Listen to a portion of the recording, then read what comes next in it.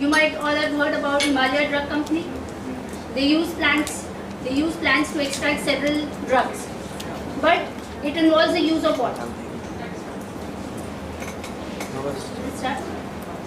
So as I was saying, all of you have heard of the Himalaya Drug Company. What does it do? It uses the whole plant for extraction of various drugs, various chemicals that we use in our day-to-day life. Why not then go for plant tissue culture, which can be grown in a more controlled environment? Why not scale it up and industrialize it just like various fermentation industries? But we don't see it happening that often. Why does that happen? All of us know what is scale up, going from a small scale to a larger scale. Is it that easy?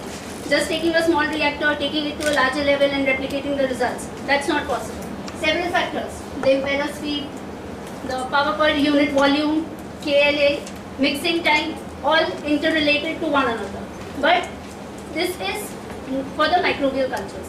Same if we directly apply to plant cultures, say plant cell suspension cultures or hairy root cultures for that matter. Plant cell suspension cultures and hairy root both require very long cultivation periods, which is not economically beneficial, number one.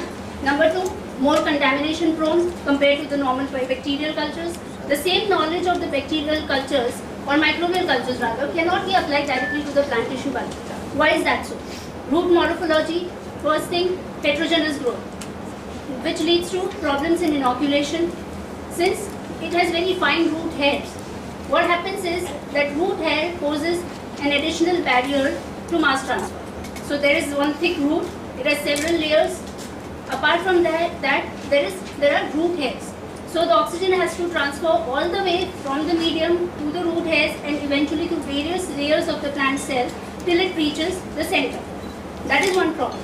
Second is when this root grows, it forms a very dense root mass, that is like a root mat.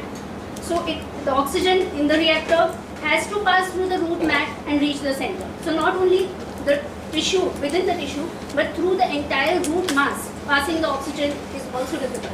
So that is one problem, because of which the saturation levels around 90 to 95% saturation levels of oxygen have to be maintained. Not because of the intrinsic affinity towards oxygen, but because of these mass transfer problems. Okay, then what if we use the impeller, a normal impeller? They are shear sensitive. That is one issue. Let's go for the centric impeller, as we can see in the figure above.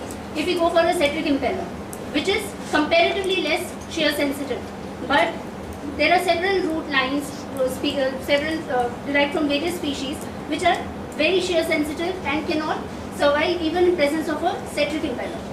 Then let's go separate the roots from the impeller, place it on a support and place the impeller beneath. Or just remove the impeller, place a support and make it a bubble column bioreactor. But then again the same thing, oxygen transfer.